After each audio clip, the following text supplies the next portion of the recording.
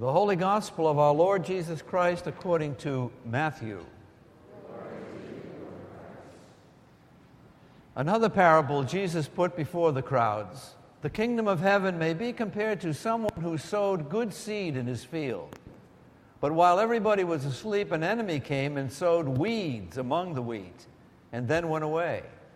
So when the plants came up and bore grain, then the weeds appeared as well. And the slaves of the householder came and said to him, Master, did you not sow good seed in your field? Where then did these weeds come from? He answered them, An enemy has done this. The slaves said to him, Then do you want us to go and gather them? But he replied, No, for in gathering the weeds, you would uproot the wheat along with them. Let both of them grow together until the harvest. And at harvest time, I will tell the reapers, Collect the weeds first and bind them in bundles to be burned, but gather the wheat into my barn. Then he left the crowds and went into the house. And his disciples approached him, saying, Explain to us the parable of the weeds of the field. He answered, The one who sows the good seed is the Son of Man. The field is the world, and the good seed are the children of the kingdom. The weeds are the children of the evil one, and the enemy who sowed them is the devil. The harvest is the end of the age, and the reapers are angels. Just as the weeds are collected and burned up with fire, so will it be at the end of the age. The Son of Man will send his angels, and they will collect out of his kingdom all causes of sin and all evildoers.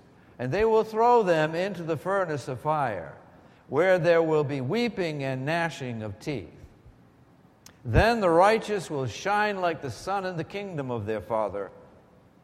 Let anyone with ears listen. The Gospel of the Lord. Praise to you, Lord Christ. Well, top of the morning to everybody.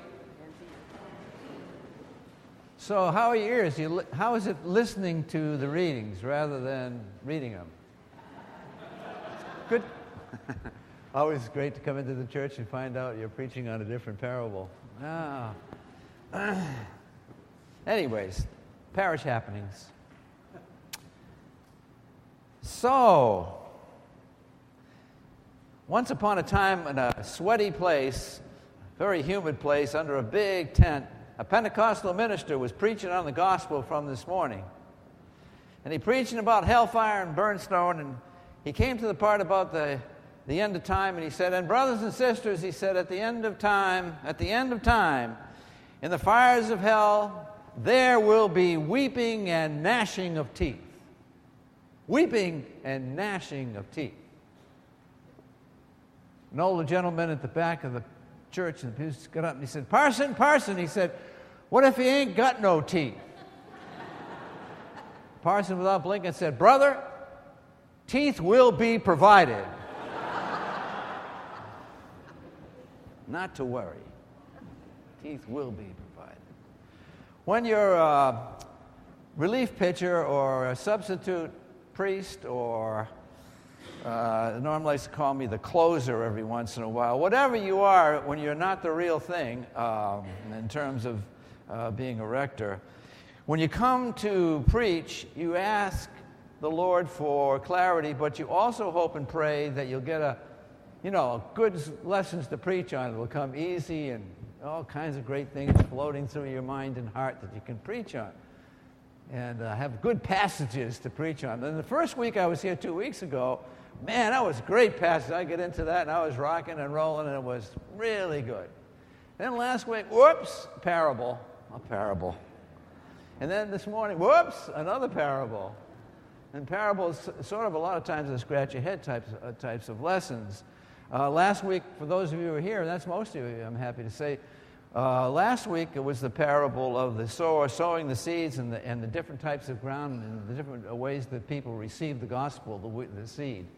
This week we're back in the fields again, and it's about the wheat and the tares, or the wheat and the weeds, or the wheat and the chaff, whatever you want to call it. It's the parable of the wheat and the weeds.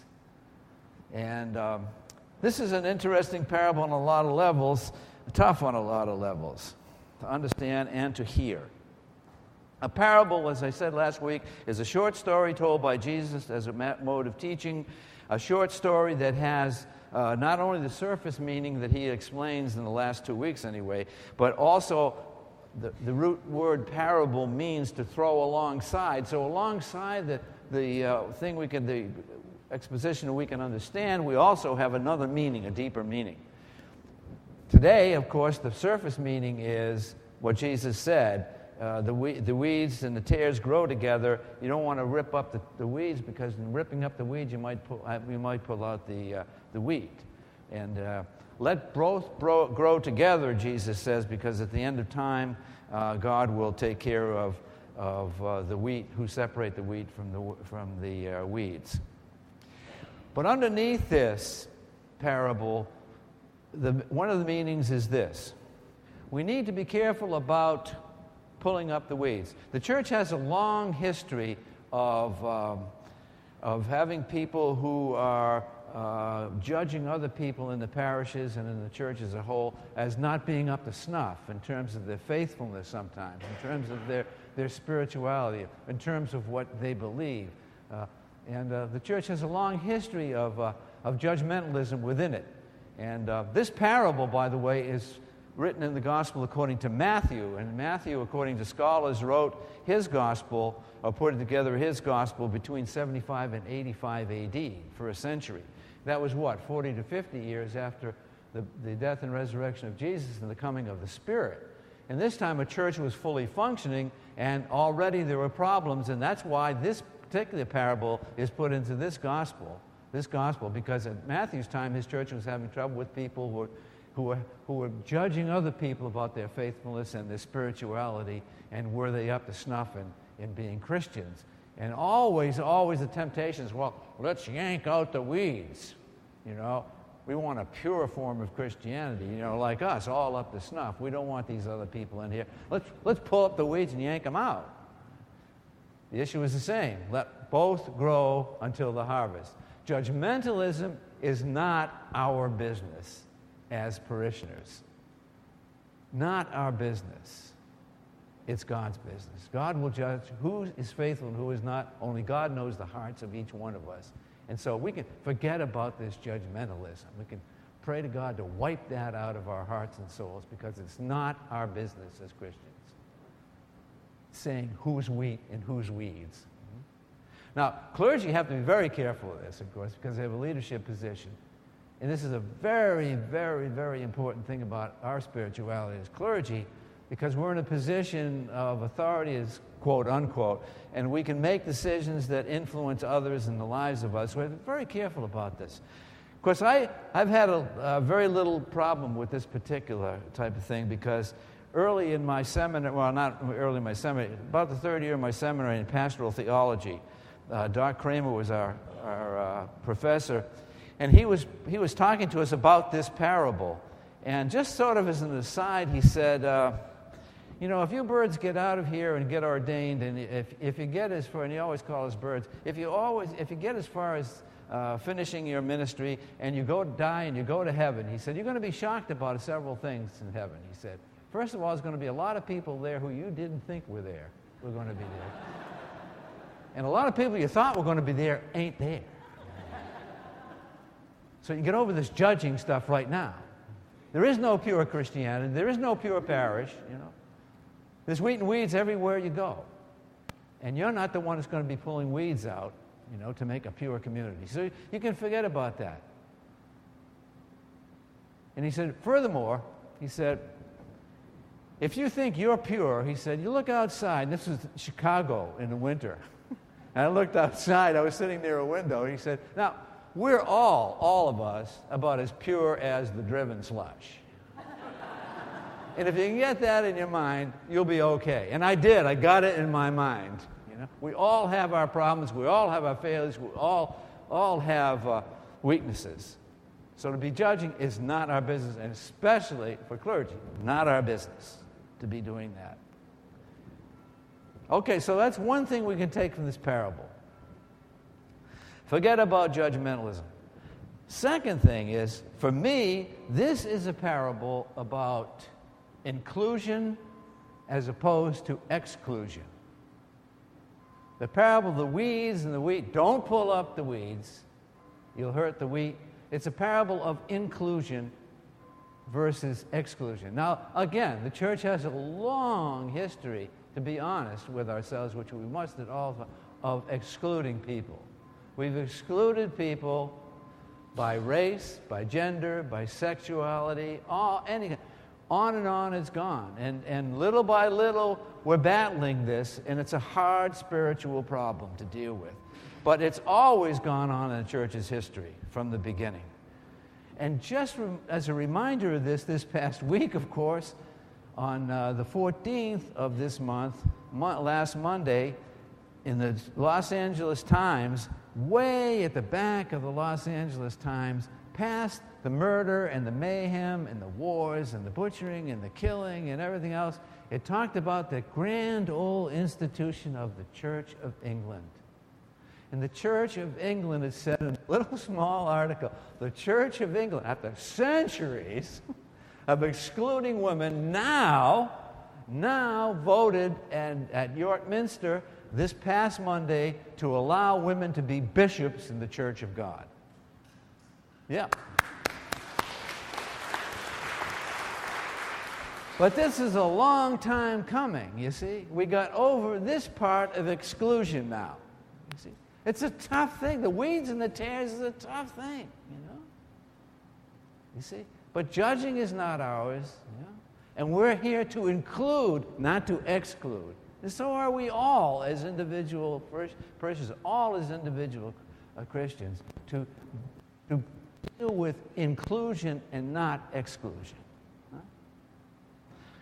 So that means a lot of things, but one of the things it means to me is we all, as ministers of the gospel by our baptism and disciples, are here to include, and that means to invite, to be outreaching to people, to bring people to God through Jesus. And that means not just ushers and hushers, and not just people who are in business and sort of on committees to invite people and to welcome people, but all of us need to be aware of people who are new, who are here for the first, second, third, or fourth time, to be inviting to them, to invite them in, not only into the church, but also invite them into the coffee hours, invite them to participate, invite them to move from the back of the church where most new people come in and stay for too long a time, and get them up toward the front.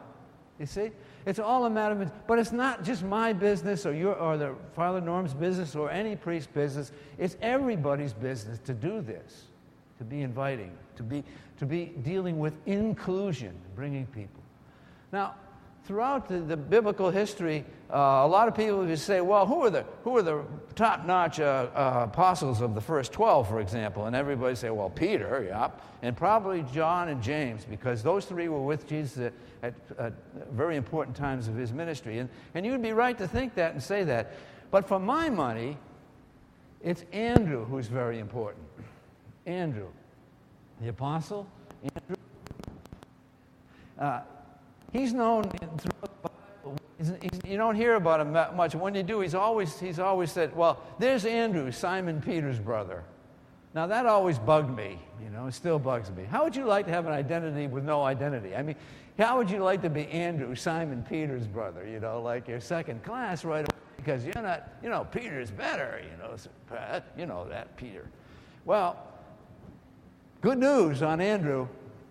He appears at least 3 times. First time, guess what? It's Andrew who first is attracted to Jesus and listens to Jesus. And what does he do? He goes and invites his brother Peter to come and see Jesus. Now there you go. Numero uno was Andrew to meet Jesus, and Andrew was the one who invited Peter to come to Jesus. And he did, and the rest is history, as they say. All right. Now, if it wasn't for Andrew with Peter, I don't know, you know, but Andrew did his important ministry. Second time we hear of Andrew, is out in the wilderness. Jesus has huge crowds at the beginning of his ministry. They're out in the wilderness. It gets dark. There's no food around. People are hungry. What are we going to do? How are we going to feed all these people? And Andrew stepped up, and he says, you know, I have a young lad here who has 5 barley loaves to Jesus. I got 5. What are they about among so many, though? And so, because Andrew invited this young boy to Jesus, he became the conduit of the feeding of the 4,000 or 5,000 people. That's Andrew, Simon Peter's brother. The third time we hear, and the final time we hear of Andrew, Simon Peter's brother, is at a huge religious festival of the Jews in Jerusalem. Huge Passover. Very Jewish festival. Some Greeks show up at the festival. And they come into Jerusalem and they go up to a group of Jesus' disciples and said, "We'd like to see Jesus. We've come from Greece. We'd like to see Jesus." Who brings them to Jesus? You got it. Andrew, Simon Peter's brother. Yeah. Brought these non-covenantal, non-Jewish, non-covenant people who probably weren't even to be spoken to at that time to bring to the popular Jesus. You see? Andrew, invite. And we need to do all we can to make this a place of invitation, of inclusion rather than exclusion. It says so in our bulletin. Radical welcome, it says there. So we need to have a place that's that way. And we need to have a place where we can function to do this ministry. And one of the ways we're going to do that is this morning we're all going to make a pledge, I hope, to bridge the gap financially here so that we can have a place where we can invite people and we don't have to worry about real estate all the time and money all the time, that we get on with inviting people to God through Jesus Christ. So that's part of being a disciple.